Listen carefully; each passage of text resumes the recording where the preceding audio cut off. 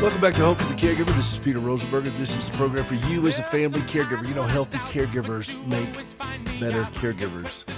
And the goal of this program is to help you stay strong and healthy as you take care of someone who is not. HopeForTheCaregiver.com, HopeForTheCaregiver.com. If you'll indulge me for just a moment, I've received quite a bit of mail over the last several weeks as Gracie has been going through her challenges, and they're very meaningful things that people have sent me. I want to give a big shout out to Dr. Roderick Beeman, who in his later life here, he said at this late stage of life, taking to songwriting, he enclosed a hymn that he's written, which was "I Will Dwell in the House of the Lord," which fits in with what we're talking about today. And I appreciate that. I sat down at the piano and worked on this, and I'm going to continue to work on it until I kind of make sure I can play it well and do it justice. And so, Dr. Beeman, I'll give you some feedback on how I did with it, and hopefully maybe we can play it on the show one morning. And love to do it. Thank you for this. It was beautiful sheet music. You did a great job with it. You got great. You got some great chords in here. Those, you know how I like those chords, different chords. You got some great sharp 5 chords and diminished chords and all kinds of things. And so I will give it my best to work on this, and we'll hopefully feature this on the program here in the not too distant future. Also received another song from the Schroeders, Dale Schroeder. Oh, I'm sorry, Dale Shocker. It's called "The Last Supper," and you can tell that they put a lot of work into this and doing the sheet music. And I'm a decent reader of sheet music. I do chord charts better, but I will give it my best shot, Dale and Suzanne. And so bear with me, and I'll try to work this up as well. I like to learn new music and go through it. And this is a great piece that obviously you've done a lot of work with in getting the sheet music out. I'll see if I can do it justice. You did not put the chords on this, so I'm actually going to have to knuckle down and do the work. I'm going to have to learn how to play this. So I can't cheat with the chords, because that's normally what I do is I just read a lead sheet with a chord chart, and I can play pretty much in any key and so forth. But if I have to actually sit down and seriously read the music and play it as written, it causes quite a bit of strain for me. My piano teachers used to, it caused a lot of strain for them too. I was not much of a sight reader, and I never really was much of a reader. I mean, I can do it, and I can write it out. I mean, I majored in composition and arranging in my degree in music. And so, I mean, I can do it, but you guys are making me work here, and that's okay, because I love it, and I love to be able to work. And I've received so many kind notes from folks who express that they're praying for me. Helen Meyer from Dallas, Texas, thank you for the CD that you also sent. Evidently, music really connects with this audience. And I get more people who write me and tell me how much they appreciate me bringing the hymns back to the forefront. And I really want to try to do that more.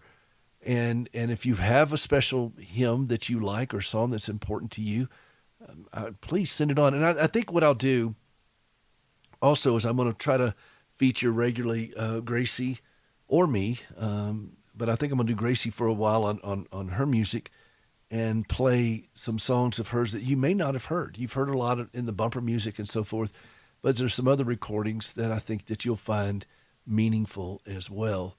And, you know, I've said this often. Hans Christian Andersen, he once said, "When words fail, music speaks." And I really believe that. And obviously it speaks to you all. And I can just play a few bars of a particular hymn that you like that has been meaningful to you. And it takes you back to that point when you were sitting with your loved one or at the funeral, or when you were a child and being raised and this hymn meant something to you. These are treasured things for us to hold on to. Martin Luther often said that music, next to the Word of God, nothing expresses the soul more than music. And I really believe that. And surprisingly, I mean, I don't know if you know this or not, Bach, 200 years later, was one of Luther's most avid pupils, even though he, of course, never met him. It was 200 years later. But Bach is considered the father of church music. And the way he wrote his music was very much in line with order and accomplishment. It's extraordinary. And he would sign it SDG, Sola Deo Gloria, one of the five pillars of the Reformation. And all of church music has its roots in Bach.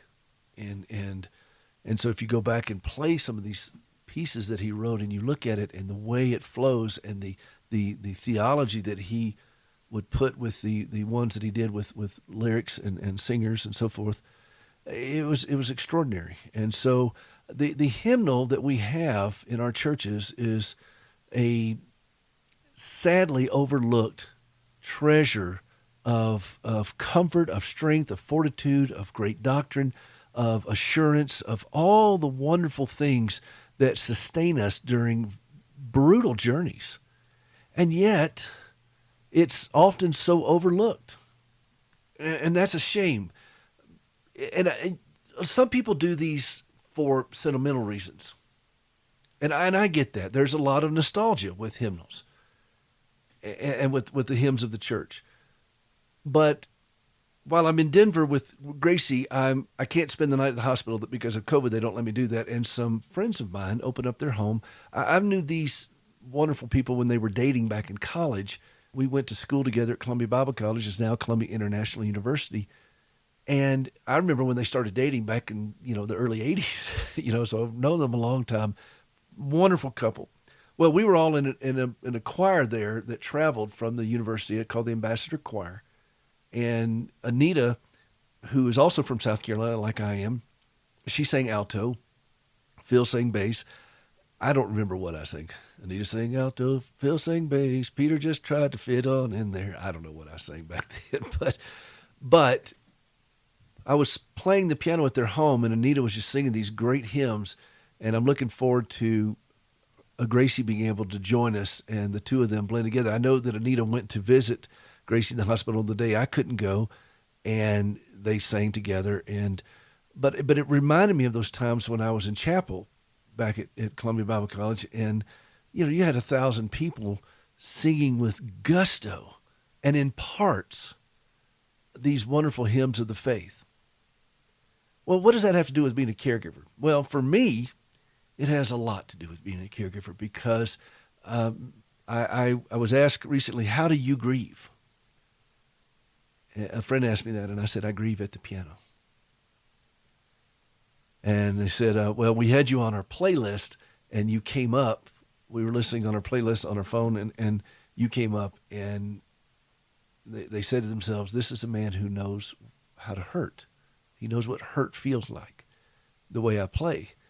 And that's how I process out the things that I carry and the things that I have to observe as a caregiver. It's got to go someplace. Okay? It's got to go someplace. And God, in his gracious mercy, gave me the ability to perform music. And I don't know, maybe it's all part of, it's always part of the plan. I don't know. I'm not going to speculate on that. I just know that he provides us where he guides, he provides. Where he leads, he feeds. And our souls need that. And I look at friends of mine who are visual artists who paint. And I'm stunned by what they do. The expression that they put in it. I look at friends of mine who garden, and they have these exquisite gardens, the way they have plants. In fact, I was over at Anita and Phil's house, and they had the beautiful Christmas cactuses. They were beautiful. And she was so good with all the plants. And I don't have a green thumb. I have a black thumb. I kill plants. It's just really sad. And then I look at people who write poetry, and I'm amazed on what they do with language, how they express themselves. And then I look at people who do things with their hands, with woodworking and carpentry. And I look at the things that they build, and I'm like, wow, well, what an extraordinary expression. And, from everything, I've seen people do tremendous works of art with what I would consider junk. And they'll make things that are exquisite. And they've just got this eye. My brother-in-law is that way. My sister's husband, he can take things that I would just never figure this out in a million years. And he makes the most wonderful, beautiful things. If you go into my sister's home, I mean, it's just like, oh my goodness. I mean, everything he does is just mind-blowing. I don't even have the words. And so I think that in all of us, we have the ability to process out what we're feeling in various ways. And as caregivers, I cannot stress enough the importance of that. What do you do? How do you process this out? I understand the grief that you carry as a caregiver. What do you do to process this out? What is demanding that it come out of you, and how do you express it in a way that is soul satisfying to you? And I'd really like to hear that. So many of you all have expressed music. I get a lot of people call in, they play the piano, or they play the guitar or flute or whatever. And there's so many musicians, but I'd like to hear from others as well. There are people that restore cars that I look at these older cars. My friend Steven's that way, and he restored a 1983 Mercedes sedan. And I'm like, how did you do all this? How did you learn this? And he likes to do it. And so I think as caregivers, those places that we can go and express our hearts, however that looks, to work out the kinks in our soul, that's so important. For me, it's music, and that's why I talk about it a lot, because I can't do the things that other people do. And I am grateful that I have a place to do it. I'd like to hear what yours is. HopeForTheCaregiver.com. You can go out there, and there's a little form you can fill out. Tell me what you do. HopeForTheCaregiver.com. Hey, look, we got to take a quick break. This is Peter Rosenberger. This is the program for you as a family caregiver. We're so glad that you're with us. Hey, this is Peter Rosenberger, and in my 3.5 decades as a caregiver, I have spent my share of nights in a hospital, sleeping in waiting rooms, on fold-out cots, chairs, even the floor, sometimes on sofas, and a few times in the doghouse, but let's don't talk about that. As caregivers, we have to sleep at uncomfortable places, but we don't have to be miserable. We use pillows from MyPillow.com. These things are great. They have a patented interlocking fill that adjusts to your individual sleep needs, and for caregivers trying to sleep in all the different places we have to sleep, believe me, our needs get ramped up significantly. Think about how clean your pillows are. In the COVID world, we're all fanatical about clean. Can you wash your pillows? With My Pillows from MyPillow.com, we throw them in the washer and dryer. We do it all the time. 10-year warranty, guaranteed not to go flat, 60-day money-back guarantee, made in the USA. As a caregiver, you need rest. So start by going to MyPillow.com, type in the promo code CAREGIVER. You get 50% off the 4-pack, which includes 2 premium pillows and 2 go-anywhere pillows. You'll also receive a discount on anything else on the website when using your promo code CAREGIVER. That's MyPillow.com, promo code CAREGIVER. If you've ever hooked up your dog to your wife's wheelchair just to see if it would work. You know, here's the problem with this, Peter. It's like redneck jokes. As I go, you're not making this up. You've actually done that one. I have footage. Then that makes you a caregiver with issues. Welcome back to Hope for the Caregiver. This is Peter Rosenberger. Glad that you're with us. HopeForTheCaregiver.com. Are you taking advantage of our podcast? Please do. It's free. We've got well over 600 episodes. We're the largest podcast for caregivers in the world, and you'll find a variety of things in there. Just sometimes I do these little Your Caregiver minutes that you'll hear, and that's exactly what they are. Just, a minute just to talk about a thought that I had of something that helps me in the moment. And my audiobook is available as well. And so is the print version, the Kindle version, all that kind of stuff. Please take advantage of this. I really recommend the audiobook a lot because sometimes it's good just to be able to hear a voice that speaks in your language. And I do. I speak fluent caregiver. I got a call from a guy this week down in San Antonio looking for a support group down there and asked if I could recommend one. Well, I don't know of any. That's kind of the problem we're having around, for caregivers, is that we don't have those kinds of places for us. We have support groups for various diseases and things such as that and all. But when it comes to just a support group for caregivers, I started one out here where we live, and we meet every week, and we have a great group, and it's all about building us up as family caregivers. It's not about caregiving. I'm not here through this program or through anything else I do to get into the task of caregiving. Now, we're going to have to learn some things. We need training. A lot of us, particularly when we're dealing with ongoing medical issues, like I do, and like this gentleman from San Antonio, his wife has a bunch of stomach issues and so forth, that gastro issues that they're going to require nursing type care. So we have to get that kind of training. But when it comes to a support group, it's not about training in that sense, to learn a task. It's about taking a moment, catching your breath, building ourselves up so that we can have the fortitude to endure this. And so that's what this program is. That's what my podcast is. That's what my books are. Everything I can do to help settle our hearts down, not just yours, mine. I have to read my own book. I have to listen to my own show. My sister, when I was in the hospital with Gracie, she said, "Hey, look, these are your words."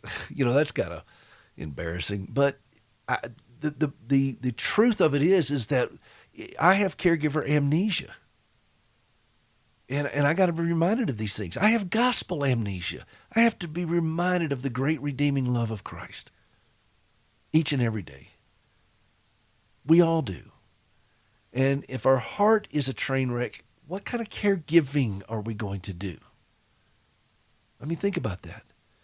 So the point of all that I'm trying to do on this program, recognizing that there aren't support groups out there for us, is to provide a place where you can come and hear in your own language as a caregiver things that help settle you down today, point you to safety, help you take a knee if you have to, take a break, and develop a better way to live a healthier life. I'm not here to help you or me get happy.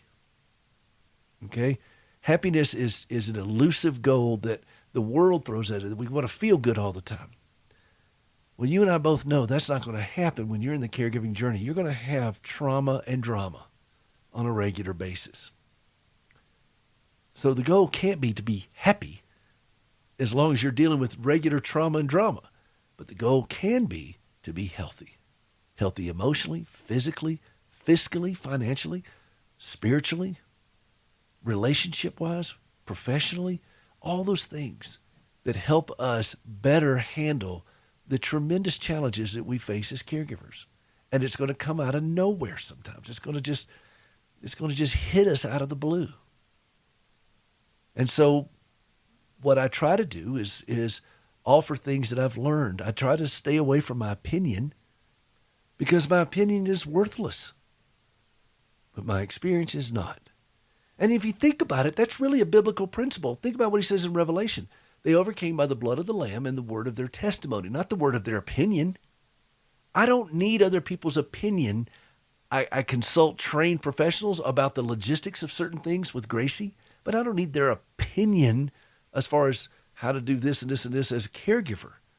What I need to hear is from people who've done it, what they've learned, and the pitfalls that I can avoid, and then how to pick myself back up, when I do fall, and what strengthens me, what helps clear my head so that I can make clearer decisions, better decisions. Clarity of thought is critical for us as caregivers. How many of you all feel like your thoughts are clear? And how many of you see how easy it is for them to become muddied up? I mean, it's like it takes no time at all for our minds just to freak out. And it's usually fear, obligation, and guilt. The fog of caregivers. So you'll hear me pound that one a lot because that's where we live as caregivers. I wanted to end the show today with a song from Gracie. A friend of mine said, "You know what? Why don't you play, one of her, just the whole song on your show? Because, people haven't heard a lot of these things." And so I thought, well, okay, I'll do that and see if you like it. This is one that she recorded a while back, and I just love it. I love the chords, the arrangements, everything about it. And it's written by Keith Green, and it is one of the, my favorite songs of his. I always liked it, and I brought it to Gracie and said, would you like to sing this song? And she really connected with it, as you'll hear. So this is my wife, Gracie. She's going to end the show today, so thank you all very much for being a part of this. Thank you for your continued prayer for her recovery as she goes through this very difficult challenge in her life. And thank you for your flexibility with me. This is my wife, Gracie, and if you want to see more about it, you can go out to hopeforthecaregiver.com.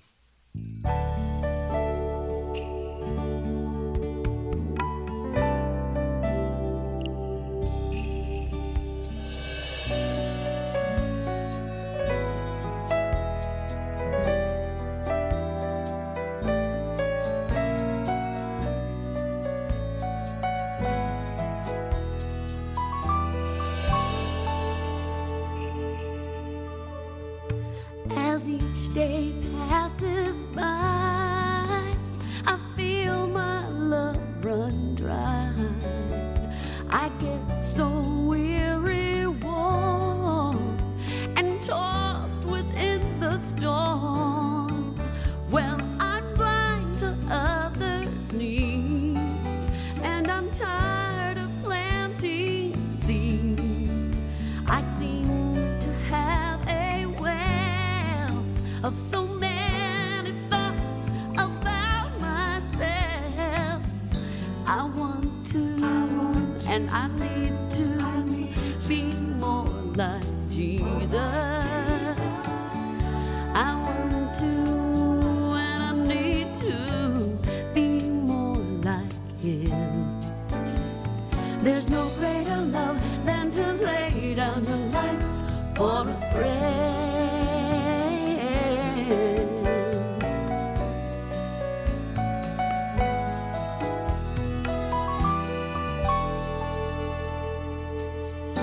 Our Father's will was done by giving us His Son, who paid the highest cost to point us to the cross. And when I think of Him taking on the whole world's sin, I take one look at me compared to what I'm called to be. I want to, and I need to be more like Jesus. I want to, and I've got to be more like Him. There's no greater love than to lay down your life for a friend.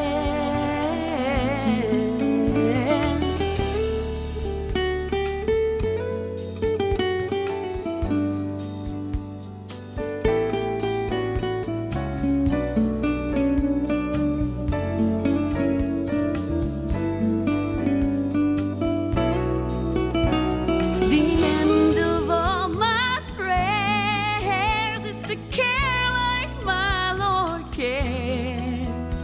My one and only goal, His image in my soul.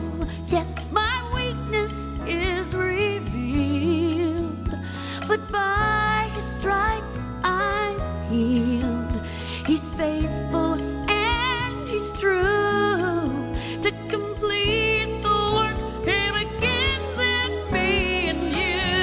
And I want to, and I need to be like Jesus. I want to, I need to be like Him. I want to, and I need to be more like Jesus. Oh, I want to, and I need to be more like Him. There's no greater love than to lay down your life for a friend. There's no greater love than to lay down your life for a friend.